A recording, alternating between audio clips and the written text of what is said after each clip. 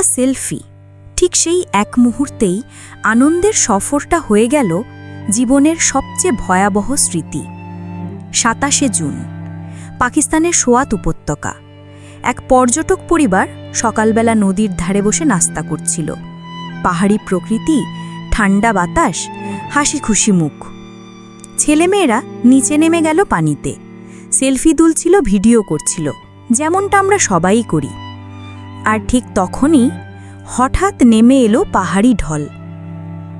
ভয়ানক স্রোতে যারা পানিতে ছিল তারা মুহূর্তেই হারিয়ে যেতে লাগল। পরিবারটির বাকি সদস্যরা এক মুহূর্তও ভাবেননি, ছুটে গেছেন, ঝাঁপ দিয়েছেন সন্তানদের বাঁচাতে।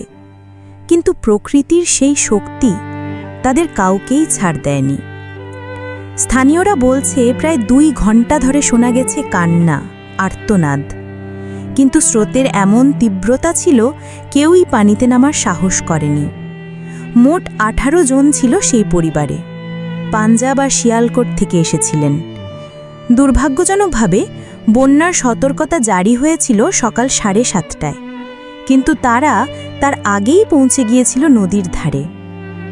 পাকিস্তানের প্রধানমন্ত্রী শাহবাজ শরীফ গভীর শোক প্রকাশ করেছেন। নিখোঁজদের খোঁজে এখনও চলছে উদ্ধার অভিযান।